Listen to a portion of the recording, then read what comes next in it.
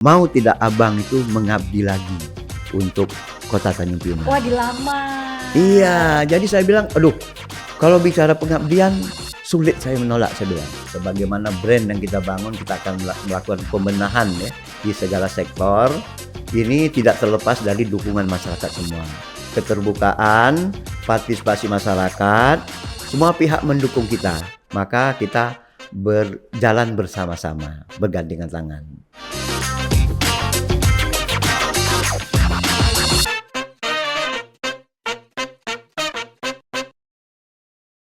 Hai, selamat datang di YouCast. Balik lagi bareng aku Yoli. Dan hari ini aku udah mengundang seseorang yang tentunya sangat aktif, ceria. Dan biar gak penasaran, langsung aja ada Pak Raja Ariza. Halo Pak, apa kabar? Halo, sama-sama baik semuanya ya. Para pemirsa semuanya mudah-mudahan sehat ya.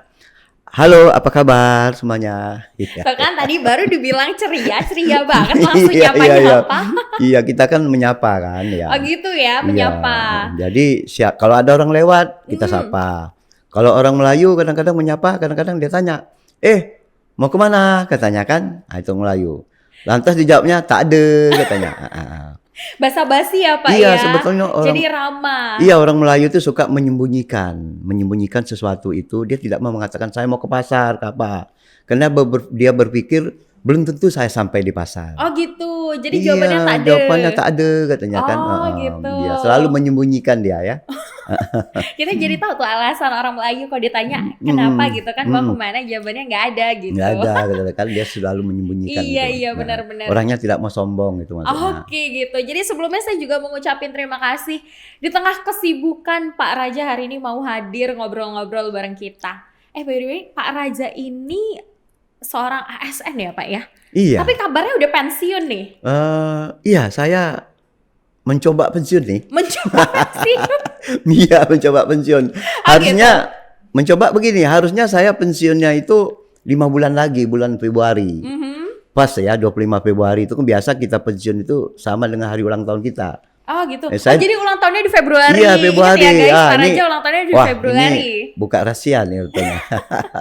Jadi 25 Februari 2025 ya, Bapak pensiun 5 bulan. Tapi Bapak mencoba-coba pensiun cepat ya. Bapak mencoba kemarin mengajukan pensiun dan insya Allah tanggal 1 Agustus Bapak pensiun. 1 Agustus sudah lewat, artinya sudah pensiun. Lewat, udah ya. pensiun 8 hari yang lalu. Iya, berarti ini masih hangat nih. Masih hangat-hangatnya. Ya, suasana pensiun. Selamat menikmati kehidupan yang menyenangkan ini ya Pak setelah pensiun. Cuman ada persoalannya. Apa tuh? Kadang-kadang saya terbangun pagi langsung pakai baju dinas mau ke kantor. Lupa saya bilang kan. Iya. Serius? Itu kejadian tuh Pak? Iyalah, kan lupa. Bangunlah saya bilang mau absen katanya. Gitu? Iya, sempat absen dia bilang. Padahal awak udah pensiun, tapi masih absen juga gitu kadang ya. Gitu. Itulah kadang-kadang kita memang selalunya kadang-kadang susah ya menyesuaikan diri, kan susah kita ya. Oke. Adaptasi. Nah, tentunya nih ya. Tiba-tiba memutuskan untuk pensiun dini pasti ada alasan. Tapi kita nanti dulu bahasnya. Iya. Saya jadi penasaran 8 hari pensiun Pak Raja Ariza menghabiskan waktu ngapain? Oh iya. Ngapain tuh Pak kalau boleh tahu untuk menghabiskan waktu kegiatannya sekarang? Ya, sebetulnya saya nih kadang-kadang ya mungkin nasib baik lah mungkin. Oh, nasib baik, alhamdulillah. Nasib baik itu begini ya. Saya harusnya dulu tuh pensiun umur 58. Oh gitu. 58 kan memang ketentuan pemerintah. Malahan 56 kalau tak salah dulu 56 ya.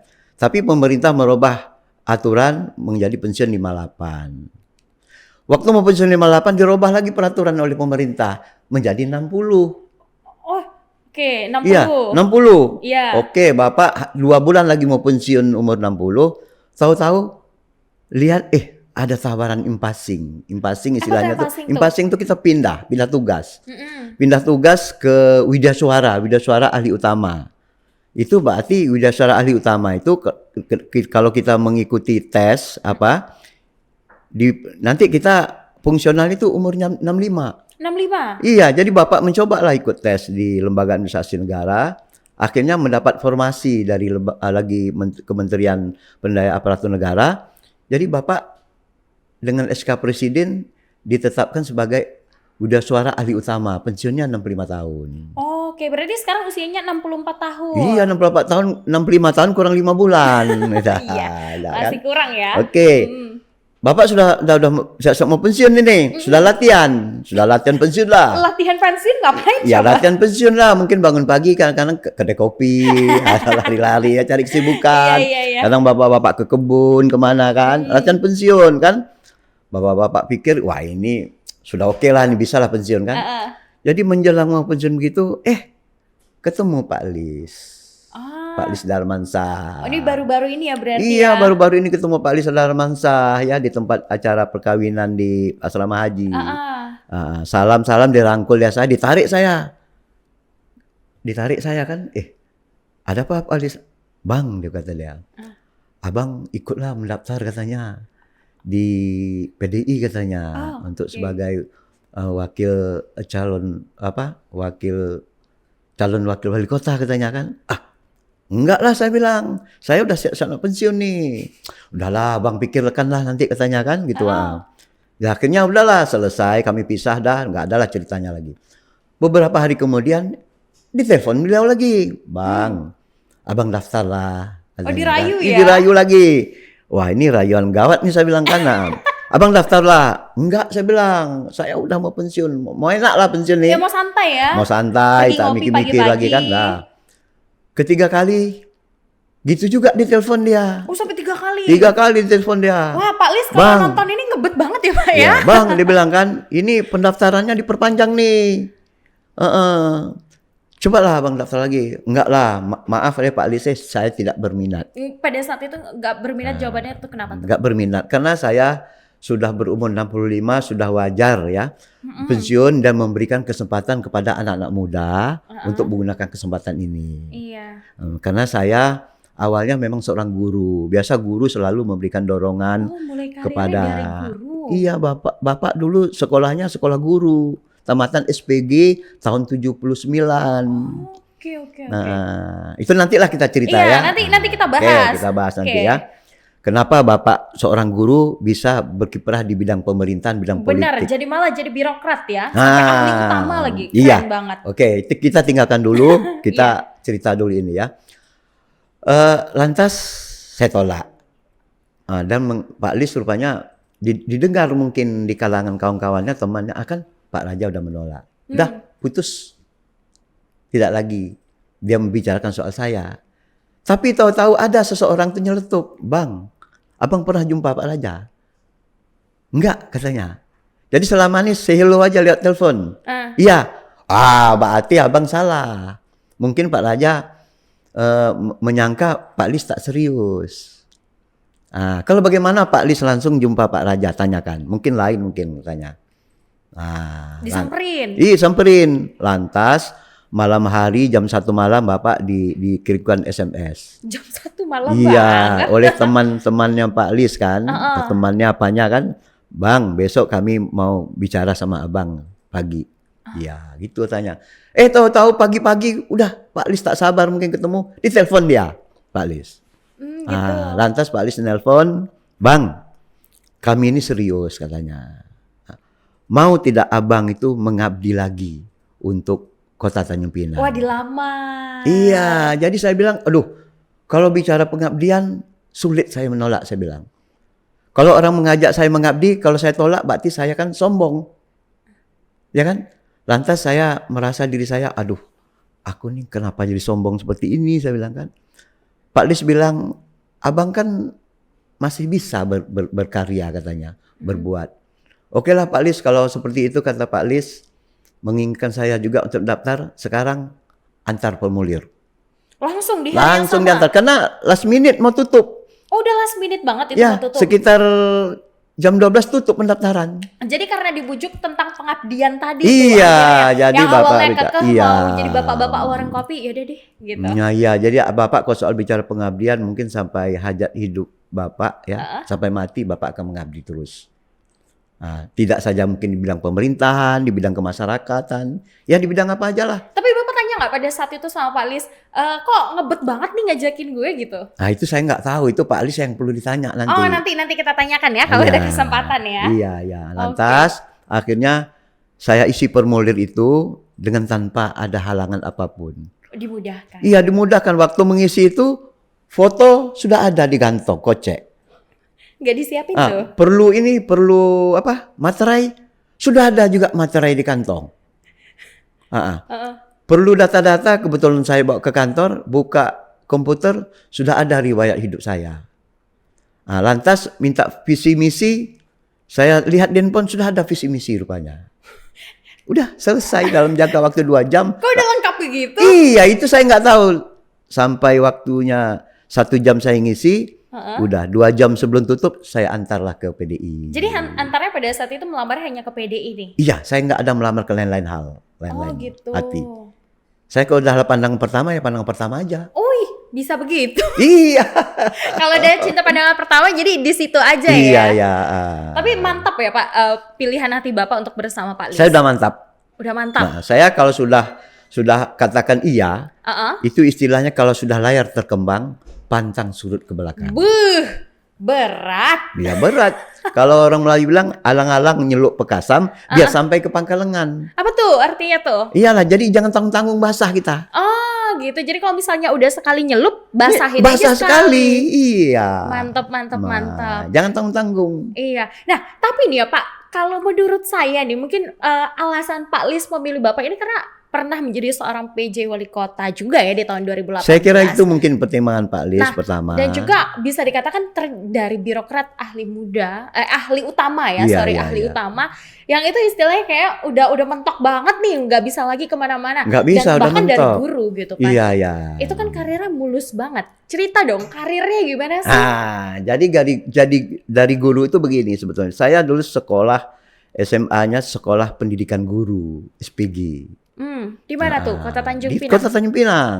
Okay. Jadi SPG Kota Tanjung Pinang ini, Tanjung Pinang dulu terkenal dengan kota pendidikan. Oh serius? Karena SPG ini, SPG, SGA, KPG itu dari tahun 58. Nah, dan kebetulan saya ini ketua alumni SPG, SGA, Tanjung Pinang. Oh, sekota Tanjung Pinang. Iya, saya kebetulan alumninya tingkat provinsinya.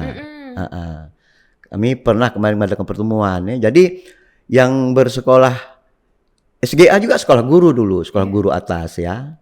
Itu muridnya dari tahun 58 ada, masih ada sekarang. Jadi Bapak ini tuh awal karirnya sebagai guru. Kenapa milih guru tuh pada saat itu tuh? Jadi begini, waktu saya itu tamat SPG, kami sudah dikeluarkan SK sebagai tenaga guru pada waktu. Tapi saya karena niat saya ingin lebih belajar, lebih belajar lebih lagi. Bagaimana ya? Akhirnya saya melarikan diri dari tugas. Ngapain? Iya, melarikan diri tugas. Lantas saya ke Pekanbaru, ke Padang, ke Pekanbaru ingin kuliah. Tapi nasib malang. Kenapa? Karena pemerintah mengeluarkan surat dari Dignas yang tamatan SPG dilarang untuk melanjutkan pendidikannya karena harus mengabdi menjadi guru. Oh, dibatasi langkahnya. Dibatasi karena dianggap mereka itu kami ikatan dinas. Sebetulnya kami nggak ikatan dinas, bebas mau melanjutkan kemanapun. Akhirnya dibikin surat edaran ke seluruh perguruan tinggi pendidikan, di FKIP, dulu kan Fakultas Ilmu Pendidikan dan segala macamnya. Akhirnya saya ke Padang ditolak, tak bisa terima. Pak, ada surat edaran, Bapak tak boleh melanjutkan. Akhirnya kecewa. Sempat juga saya memimpin demo waktu itu dengan kawan-kawan, demo di kantor Dinas Pendidikan Provinsi. Menyatakan bahwa kami ini bukan ikatan dinas, tapi tidak digubris. Nah, lantas kekecewaan ini juga karena saya semangat saya kuliah tinggi, akhirnya sore-sore saya main-main di kampus. Nah, main-main di kampus kan. Waktu main-main di kampus ya, orang kan sibuk kuliah, kuliah segala macam asik lah sekitar jam 4 sore gitu kan. Tahu-tahu di sebelah ruangan dekan kan ada tempat bikin minuman, ada kompor, ya ada apa kan, ya. Tahu-tahu di situ kompornya terbakar. Astaga. Iya, terbakar kompornya. Orang sibuk kuliah, tak ada yang bantu. Akhirnya Bapak meringankan tangan, kompor yang lagi apinya terbakar, Bapak angkatlah pelan-pelan kompor itu. Ya, Bapak angkatkan keluar ruangan sehingga Bapak taruhlah di tanah. Sewaktu Bapak mengangkat kompor yang api yang cukup besar itu, datang dekan Fakultas Ilmu Sosial Politik waktu itu, Pak Alfian. Itu namanya. di kampus mana tuh? Di Sospol. Fakultas Ilmu Sosial Politik di Pekanbaru. Oh, universitas di Pekanbaru Iya, ya? jadi dia lihat, kamu kok berani betul pegang api katanya. Pak, saya kan ikhlas mau bantu. Allah lah yang apa kan menyebabkan mungkin ya saya bisa api itu saya angkat keluar. Saya bilang kan, apa kalau gitu kamu dari mana katanya? Saya dari Kepulauan Riau. Oh, pantas lah kata dia kan. Mungkin dia menganggap orang Kepulauan Riau ini ilmu-ilmu yang gitu tuh hebat katanya mungkin kan. Dia pikirnya gitu ya? Pikiran gitu. Akhirnya udah ayo sini kamu masuk ke kantor saya. Ya, siapa kamu? Kenalkan kamu. Kamu apa? Kamu main-main sini. Saya ceritakan bahwa saya nih Pak dari tamatan guru SPG. Tapi mau kuliah dilarang karena ada surat edaran tidak boleh melanjutkan. Saya ingin sekali kuliah. Udah, kalau gitu gini aja katanya. Kamu kuliah aja di Fakultas Ilmu Sosial Politik. Bisa Pak, boleh dia bilang.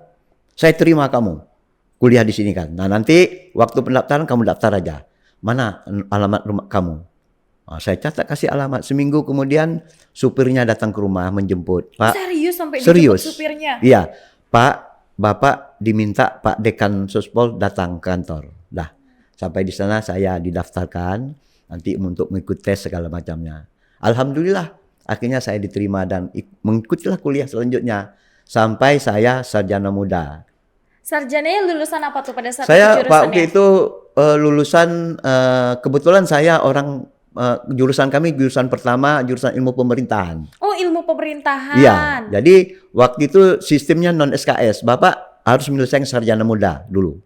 Sarjana muda waktu itu Bapak bisa menyelesaikan sarjana muda tercepat. Berapa tahun? 3 tahun 3 bulan. Wih, keren. Ya tercepat karena dulu sarjana muda ada yang 5 tahun, ada yang 4 tahun.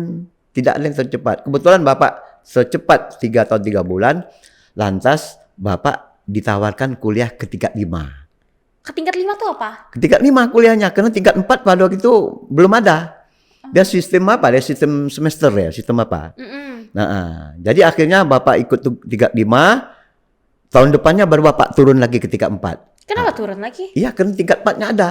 Waktu itu semesternya kosong. Oh gitu. Iya, jadi akhirnya Bapak bisa menyelesaikan sekitar ya 4 tahun 3 bulan lah. Oh itu S1-nya 4 ya, tahun. S1. S1-nya sekitar 1 tahun lah, 1 tahun lebih. Terus 2 tahun ya. Oke.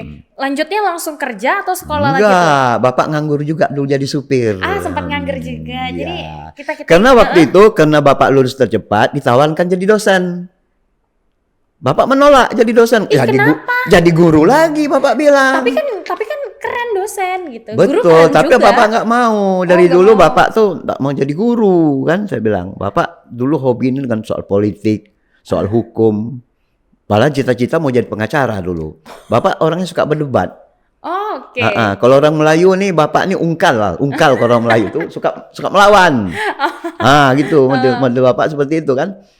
Jadi akhirnya selesai itu Bapak nganggur lah jadi supir. Dalam perjalanan itu rupanya suatu waktu ketemulah kepala bagian kepegawaian pemerintah provinsi Kepulauan Riau pada waktu. Kita belum provinsi. Ya, masih Kabupaten Kepulauan Riau. Ya, Pak Wan Rumadi namanya, Pak Wan Rumadi almarhum ya, udah meninggal.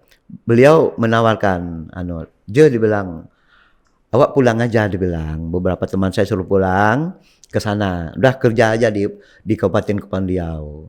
Sampai di sana, saya zaman itu tidak ada penerimaan pegawai, tapi menggantikan orang pensiun diperbolehkan. Ada beberapa orang, ada 4 orang kalau tak salah yang pensiun. Lantas kami dikirimlah pulang ke sana. Teman saya Pak Eviar, udah meninggal almarhum, Pak Wan Kamar, kemudian Pak Arsad, kemudian saya sendiri. Jadi kami berempat ini menggantikan orang pensiun. Jadi sekitar 3-4 bulan udah keluar SK, langsung kerja. Wih, alhamdulillah. Rezekinya bagus. Iya, rezekinya Penempatan bagus. pertama di mana tuh pada saat Penempatan itu? pertama pada itu di bagian pembangunan pemerintah Kabupaten Kepulauan Riau. Oke. Dulu ada bagian umum. Kalau Pak Ansar tuh bagian ekonomi. Hampir-hampir cuman lebih duluan saya lah dari Pak Ansar. Saya menjabat dulu kabak umum, Pak Ansar kabak ekonomi waktu itu, menggantikan Bu Tati gitu.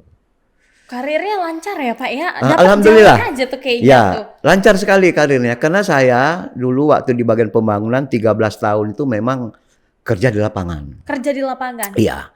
Kadang-kadang untuk membangun stand pameran, kalau ada acara-acara pameran dan segala macam itu bapak lah yang jadi kepala tukangnya tuh. Weh, Iya. Pokoknya kerja serabutan. kerja padahal itu Iya, ya. kadang bangunan gerbang, kadang kalau ada acara presiden kamilah mempersiapkan pentas segala macamnya. Jadi ukiran-ukiran Melayu yang pertama sekali Iya. itu zaman bapak. Oh serius? Serius, zaman Itu ide bapak lah. bapak juga nggak? Enggak, sebetulnya ide dari budayawan-budayawan kita semua. Oke. Jadi dari ahli-ahli, para ahli ukiran Melayu pada waktu itu ya berkumpullah sepakat supaya menggali lagi batang terendam istilahnya kan. Budaya-budaya lama kita angkat. Itulah budaya ukiran-ukiran itu dari Terplek zaman dulu. Terus batu loncatan bapak sampai akhirnya karirnya melompat tinggi tuh apa pada saat Ini gimana ada tuh? cerita. Oh serius? Ada cerita ya. Nggak apa-apa cerita panjang nih. Boleh dong. Boleh? Pasti khusus para Raja Oke, boleh. jadi ceritanya gini, ini adik-adik mungkin bisa juga mendengarkan cerita ini, ceritanya tapi aneh tapi nyata. Ya. Bapak dulu pekerja keras di lapangan, selalu membawa rombongan pameran ke Pekanbaru, ke Jakarta, kemana-mana aja Bapak selalu membawa rombongan. Dan Bapak di sana ditugaskan untuk mempersiapkan perangkat-perangkat pameran, gedungnya, apanya, mejanya segala macam, ukirannya, seninya segala macam itu urusan Bapak semuanya bersama teman-teman. Ya, pada waktu itu teman-teman Bapak itu bersama-sama kan. Nah. Jadi pada waktu itu pameran di Pekanbaru. Pada itu Bapak ditunjuk sebagai ketua rombongan ya, pameran di Pekanbaru sana. Waktu MTQ kita salah di sana ya. Lantas waktu nginap di mes, kebetulan sekali Pak Abdul Manan Saiman Bupati itu nelpon ke mes daerah di Pekanbaru. Saya mengangkat teleponnya. Kata Pak Bupati, "Halo, siapa nih?" Nah, lantas saya tak nanya, "Ya siapa nih?" Saya bilang. Katanya kan, "Aku Bupati," katanya. Jangan main-main ya, saya marah. "Jangan main jual-jual nama Bupati ya," saya bilang kan. "Iya, aku di Bupati." "Masa Bupati?" saya bilang kan. Makin ngamuk dia. Pak Bupatinya kan. Ini Pak Bupati beneran nih. Iya. Bapak main-main di telepon. Bapak sebetulnya bukan main-main. Marah karena dia jual-jual nama Bupati. Iya dong pasti ragu lah. Iyalah. Jadi waktu itu dia panggil ajudan. Ajudan nama Yanto. "Yanto, sini kamu," dibilang. "Ini siapa nih yang bicara telepon ini di mes nih? Tak karuan," dibilang kan. Saya begitu dengar nama manggil Yanto, Bapak baru tahu, Pak Bupati rupanya. Udah. Bapak taruh teleponnya kan. Iya. Bapak mau lari tak enak. Iyalah. Tahu-tahu ditelepon dia lagi. Pak Eviar yang mengangkat. "Halo," kata dia. "Siapa nih?" "Aku, Bupati." "Ada apa, Pak?" "Siapa tadi yang main-main di telepon?" katakan. Jadi dia tanya, "Ya, siapa aja yang main telepon?" Saya, aduh, wah. Jadi tak bisa mengelak lagi, saya bilang, "Udah, pokoknya Raja Ariza tuh pulang, ini hari juga pulang. Kalau tak bisa ini hari, besok ngadap aku," dibilang. Dah. "Ya Pak," katanya, "siap." Deg-degan gak tuh? Taruh telepon. Aduh, jadi saya bilang nih kapok nih, saya bilang kan. Tapi akhirnya penjaga mes itu kan temannya Pak Manan kan. Dia telepon lagi ke Pak Bupati. "Pak Bupati, Pak Raja Ariza ini penanggung jawab pameran di sini. Kalau dia pulang berarti pameran di sini akan mandek, tak terselesaikan. Karena semua pembiayaan itu dia yang menanggung untuk pameran di sini. Karena Pemda belum lagi mengeluarkan anggaran," dia bilang. "Oh ya kalau gitu ya udahlah, tak apa-apa lah," katanya. Udah, rupanya 2-3 hari datang dia. Saya udah begini-begini. Tapi yang namanya Pak Manan ya, dia tuh orang baik ya. Dia kalau sudah marah, selesai marah. Dia tidak akan mengulang lagi. Iya. Orangnya tak dendam. Apa yang pada saat itu disampaikan Pak Manan ke Bapak? Dia nggak pertama kali nyampe, ketemu? tapi di sana dia suka gini, dia suka bersiul sambil gendang-gendang, berarti hatinya bahagia. Kata dia kan gitu kan. Dalam hati saya aman. Dia tak nanya. Dah tak ada persoalan. Akhirnya udah selesai pameran dan segala macam, udah berapa bulan. Timbul isu di Kabupaten Kepulauan Riau ingin melaksanakan pelantikan. Saya termasuk akan dilantik ke bagian lain, tapi ditunda. Karena cerita seperti ini, mereka takut Pak Bupati marah saya dilantik. Rupanya Pak Bupati orangnya tak seperti itu. Tertunda, akhirnya berapa bulan kemudian langsung Bapak dilantik. Sebagai apa itu? Sebagai waktu itu Kasubag pelaporan di Kecatatan Sipil. Dari jabatan Kasubag di bagian pembangunan, pindah menjadi salah satu kasih, naik setingkat lah di catatan sipil di Kabupaten Kepulauan Riau. Waktu dilantik, dia terkejut. Kamu ngapa pindah? Katanya kan. Lah Pak, kenapa Pak? Pangkat saya kan memang harus pindah. Nanti ada pekerjaan pameran gini-gini macam mana? Pak, saya ini ASN. Dimanapun saya berada, kalau yang namanya Bapak perintah, saya siap melaksanakan tugas. Keren. Wah, kalau gitu ya udahlah tak apa-apalah, dia bilang. Dah. Akhirnya Bapak dipindahkan ke kasih di catatan sipil. Setelah beberapa bulan di sana, kebetulan ada biro umum tuh, bagian pembangunan ada yang pensiun, Pak Muktazam. Lantas dia teringat sama Raja Aliza yang main-mainkan aku nih, kata budak ini kan. Dia panggil ajudan lagi, Yanto, kau panggil Raja Aliza. Raja mana Pak? Yang main-mainkan aku kemarin tuh, katanya. Yang mainin telepon. Iya, yang main telepon kan. Yanto lari lah. Ajudan tuh gitu model, lari langsung. Dia kan, Bang, ada apa toh? Abang dipanggil Bupati. Masalah apa? Oh, masalah yang kemarin lah. Aduh, Bapak bilang lagi. Aduh, kena lagi, dia bilang. Toh gini aja tuh, kalau begini ya aku lawan lah kalau gitu. Kalau dia marah-marah. Akhirnya Bapak menghadap beliau, Pak Manan. Begitu buka pintu, ketok, buka pintu. Selamat pagi Pak. Hah, sini kamu. Kamu jangan main-main lagi ya. Tidak Pak, main-main apa? Kemarin tuh saya kan bela Bapak, saya bilang. Ya udah kamu duduk. Bapak lihat rupanya kamu nih pekerja keras. Sudah tuh pangkat kamu tinggi rupanya. Sekarang kamu Bapak tunjuk jadi kepala bagian umum. Menggantikan Pak Muktazam. Saya agak menung. Mau tak kau, dia bilang kan? Oke lah Pak, siap. Ya kalau kau siap, sore ini kau jemput Gubernur Pak Suripto. Kau urus Pak Suripto. Siap Pak. Itulah karir Bapak. Akhirnya itu yang menjadi batu lompatannya ya Pak. Pada akhirnya banyak banget kepala-kepala dinas yang udah Bapak itu ya. Duduk ya jabatan kepala itu baru dinas awal. Itu baru awal? Baru awal. Selanjutnya Bapak diberikan jabatan tuh suruh pilih. Oh, jabatannya suruh pilih. Seru banget. Terus pilihnya kemana?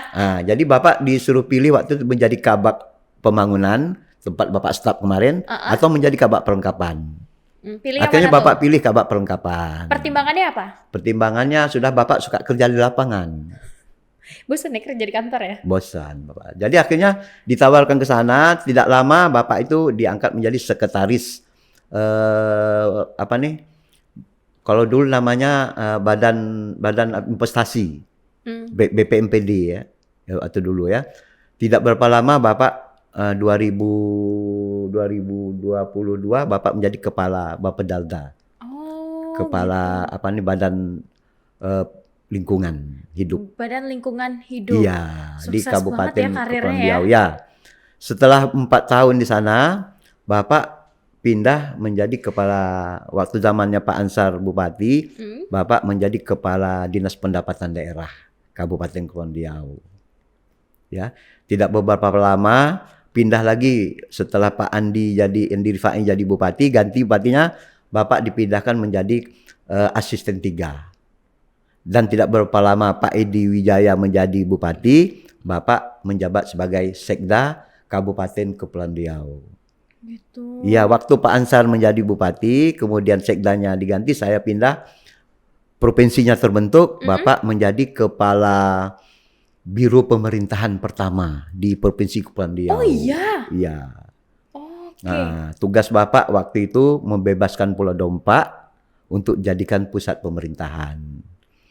Nah, selesai Bapak melaksanakan sebagai kabak pemerintahan, Bapak ditunjuk lagi karena Pak Ismet mendengar saya pernah menjadi kepala bagian umum.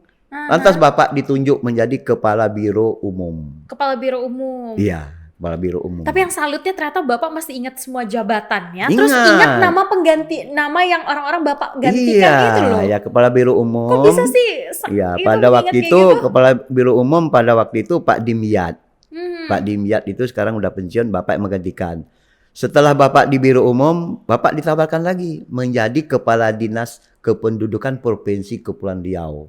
Yang menangani pertama KTP elektronik. Itu Bapak? Iya, Bapak, zaman Bapak. Waktu itu Bapak menjadikan 2 di Provinsi di Kepulauan Riau ini 2 daerah percontohan untuk KTP elektronik. Bintan dan Kota Tanjung Pinang. Nah, tidak berapa lama selesai KTP elektronik, Bapak ditawarkan lagi untuk pindah ke Badan Pemberdayaan Masyarakat Desa Badan untuk melaksanakan tugas melaksanakan TTG nasional, teknologi tepat guna nasional. Waktu itu di Batam. Itulah pertama event nasional yang dilaksanakan di Provinsi Kepulauan Riau. Nah, dari banyaknya jabatan yang udah Bapak itu ya, Iya. jalankan gitu. Yang mana sih yang paling berkesan, yang paling diingat dan paling gimana gitu di dalam kehidupan Tunggu, Bapak? semua sebetulnya berkesan. Oh, serius? Jadi setelah Bapak di Pemberdayaan Masyarakat Desa, ya, Bapak kan hobinya di laut. Main speedboat segala macamnya, Bapak suka main sampan, main apa di laut. Pada waktu itu Pak Suhajar, Pak itu Sekda, jalan-jalan ke tempat Bapak di tepi laut di Sungai Jang. Jadi dilihat, rupanya abang ini suka di laut ya, suka. Iya, saya bilang main laut. Kebetulan waktu itu jabatan Kepala Dinas Perikanan kosong, Bapak ditawarkan menjabat 2 jabatan. Oh, double. Double, Kepala Dinas Pemberdayaan Masyarakat Desa dan Kepala Dinas Kelautan dan Perikanan. Akhirnya. Tapi karena Pak Sani pada waktu melihat Bapak mungkin di Dinas Perikanannya cocok, lepas jabatan Pemberdayaan Masyarakat Desa, Bapak menjadi Kepala Dinas Perikanan selama hampir 4 tahun. Nah, setelah itu pergantian lagi gubernur ya, Bapak ditawarkan waktu itu menjadi asisten 1 di pemerintah Provinsi Kepulauan Riau. Pada jabatan asisten itulah Bapak banyak menjabat. Kalau sekdanya berhalangan, Bapaklah ditunjuk menjadi sekda pelaksana harian. Istilah Bapak tuh ST12. Sekda tertanda 12 hari. Nah, jadi kalau sekdanya cuti 12 hari, Bapak jadi sekdanya. Ya. Iya. Kemudian setelah jabatan asisten, kebetulan Bapak itu mungkin tak ada terpikirlah jadi wali kota. Karena jadi wali kota kan harus banyak duit kan. Jadi PJ, wali jadi kota PJ. di tahun 2018. Iya, oleh Pak Nurdin Basirun saya dipercayakan ditunjuk menjadi pejabat wali kota Tanjung Pinang 2018. Nah, berapa bulan tuh? Ada singkatan juga nggak kayak Ya ST12? ada, Apa itu tuh? singkatannya Wali Songo. Apa tuh Wali Songo? Wali Songo tuh wali kota 9 bulan. Ya kan? Gitu. Kemudian setelah Bapak di jabatan asisten itu, Bapak juga ditugaskan menjadi Kepala Dinas Kebudayaan. Kepala Dinas Kebudayaan. Iya, merangkap. Asisten juga Kepala Dinas Kebudayaan. Nah, sekali-sekali juga kalau ada jabatan kosong di Dinas Perhubungan, Bapak ditunjuk jadi Kepala Dinas Perhubungan. Oh, serba bisa ya? Ya Bapak pokoknya kemana aja bisa. Oke.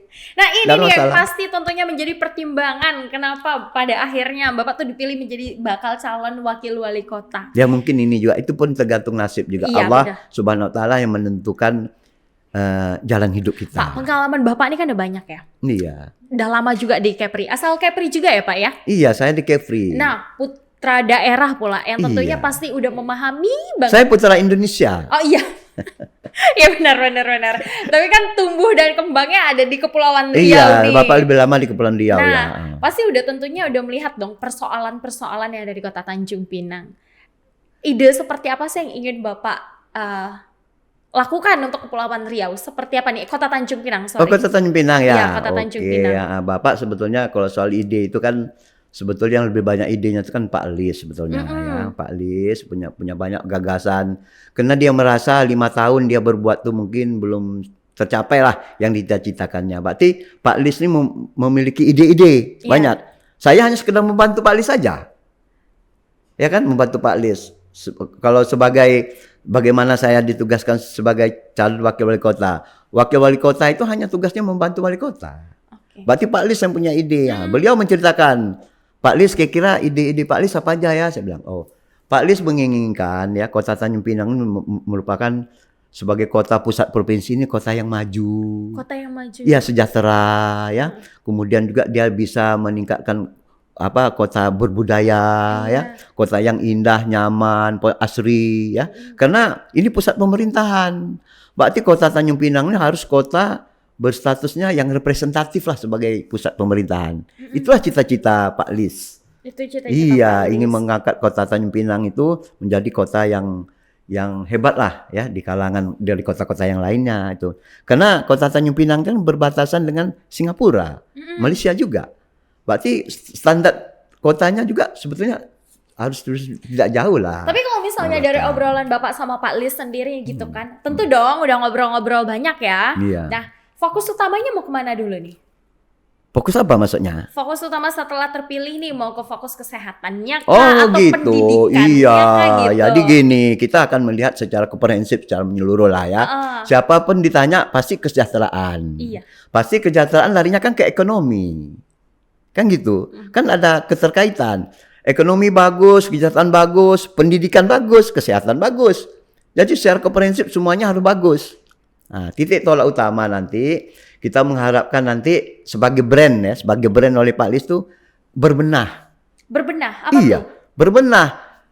Pembangunan sudah dilakukan, tapi setiap sektor kita benahin supaya lebih baik lagi. Oh, jadi Bapak sama Iya. Pak Lis itu punya brandingnya itu Brandingnya adalah berbenah, iya berbenah. Berbenah itu ya. Kota Tanjung Pinang mau dibenahi mana dulu nih satu nih? Ah itu nanti kita benahi apa-apa hal-hal yang menjadi penting bagi kita. Pertama yang kita benahi itu adalah mungkin dari sektor ya pemerintahannya, birokrasinya. Kita benahi nanti supaya segala sesuatunya dapat dilakukan transparan. Jadi penasaran deh kalau dari Pak Raja hari ini nih melihat nih Pak Raja. Gimana sih Kota Tanjung Pinang hari ini? Kota Tanjung hari ini cukup bagus, cukup maju, ke apa? PR-nya apa tuh kira-kira? Biasalah kalau sekota itu di mana-mana kadang banjir. Ya, kadang-kadang ada kawasan kumuh, ya. Terutama sekali kita berharap di tepi laut nanti menjadi kawasan baru, kawasan ekonomi. Sekarang masih berserakan. Kan harus dibenahi kan? Iya. Ya kan jualan berserakan segala macam. Nanti kita akan bangun tepi laut itu sebagai ekonomi mandiri. Ekonomi mandiri. Ya, kalau mandiri nanti yang menjaga kebersihannya ya pedagang nanti. Yang menatakan juga melakukan penataan pedagang sama-sama gitu nanti. Oh, itu ya idenya. Jadi tepi laut itu akan dijadikan kota sebagai kawasan ekonomi mandiri. Ya, mandiri nanti ya. Tumbuh. Kemudian nanti kita lihat di situ kan ada Gedung Gonggong kan? Iya benar-benar. Gedung Gonggong nanti saya sepakat dengan Pak Lis. Kita jadikan sebagai education center untuk anak-anak milenial di situ melakukan aktivitas.